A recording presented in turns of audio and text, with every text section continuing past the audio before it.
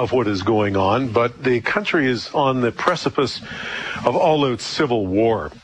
Mustefa Muse is an Oromo rights and human rights activist here in Winnipeg and joins us today. Mustefa, welcome. Thanks for being with us. Thank you for inviting me, Jeff. Tell me, if you can, give us an understanding of why the tensions and the violence in Ethiopia have bubbled to the level that they are right now.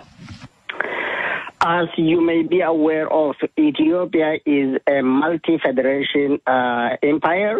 It is made of 9 regions, and recently the other region called Sidama came into power. Now it is 10 regions, with regions have their own rights to self-rule and self-determination, and there is a federal government. So, among those regions, the Oromia regional state and the Tigray regional states are the strong pillars of the multi-federation. So, as Abiy Ahmed came to power, for some reason, by the force of the Oromo youth known as Kairos, the previous TPLF regime were overthrown, and Abiy Ahmed came to power.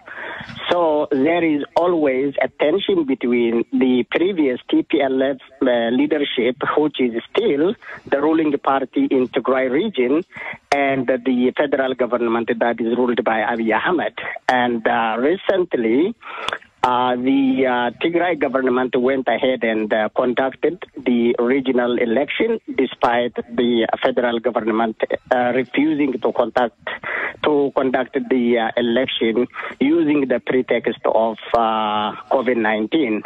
That didn't sit well with the Abiy Ahmed, and he found a pretext to blame TPLF for that, and he went after them. So recently, to be the immediate cause of the outbreak, he blamed the TPLF for financing the Oromo Liberation Front that has been in force in Western Oromia, and he blamed for them TPLF giving them war equipment here and there.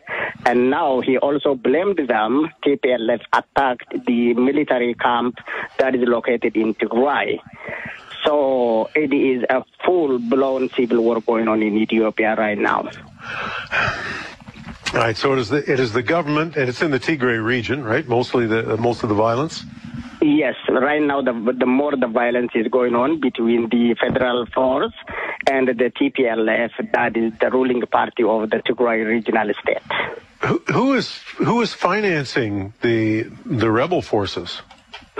The rebel force has been independent for most of the rebel struggle. The Oromo Liberation Front were dependent on the Oromo people, and they self-dependent. But now, as the enemy of my enemy, maybe, we have no guarantee TPLF doesn't have a hand in helping Oromo Liberation Army, but Oromo Liberation Army commander Jalmaro Kumsa clearly denied being involved in the massacre that happened in West Oromia lately, and he clearly invited the international organizations such as Amnesty International and the United Nations Human Rights Commissioner to be involved and investigate the claim that government is using.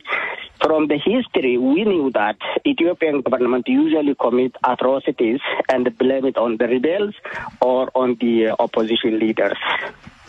All right, but where's the money coming from to back these rebels? There is no clear indication. Sometimes the Oromo people in diaspora clearly support the Oromo liberation struggle of 40 years. But at this time, OLF is now in 2 factions. One is in Addis Ababa, in the capital, as a peacefully registered organization to conduct non-violence resistance. And the army wing is in Forest right now, conducting the military offense against the Ethiopian empire. And the Ethiopian government is also conducting airstrike. And the civil war is now between 3 forces, the Oromo area and the Tigray region. All right, but somebody is supplying the arms and the munitions, right? But it's not clear who? Just make sure Tigray region is not a rebel. Tigray is a fully armed state because when the Ethiopian war between 1998 to 2000, TPLF was the leader of the Ethiopian regime. So the heavy artillery and machineries were stored in Tigray region. And Tigray were the forces that fought a bitter war to topple the previous Ethiopian government, and they were in power for the past 27, 28 years until the recent reform. So they were fully capable of financing their own arm. Stronger than the federal government itself. What is the risk of a humanitarian crisis as a consequence of this fighting? Very heavy. So far, according to the source on the ground, close to 200,000 refugees are expected to cross the Ethio-Sudanese border. And I just watched the Al Jazeera report from the Kassala region of Sudan that there is a dire situation going on the ground. All right, and is there any end in sight, or is this going to get worse before it gets better? The thing is, the Ethiopian Prime Minister Abiy Ahmed surrounded himself with questionable advisors, and the war against the Tigray People's Liberation Front, the leadership of the Tigray region, is financed and supported by ex-military regime that was destroyed by the Tigray regions, the TPLF. Now, Abiy is calling those military generals to march against Tigray, and also Eritrea has a revenge against the TPLF. There were a strike from the Eritrean side against TPLF, and the TPLF sent about 3 rockets that hit Asmara, the capital city of Eritrea.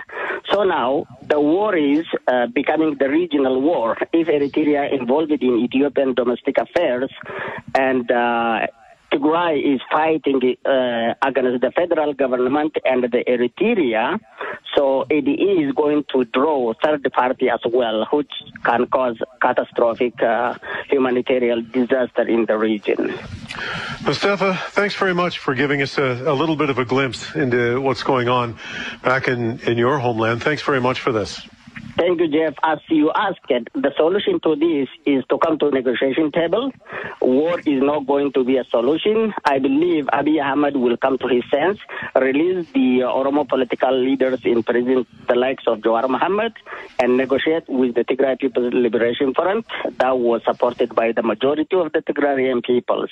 Call all stakeholders and sit down and negotiate. That is my advice to the world and to the Ethiopian government and to TPLF and OLF as well.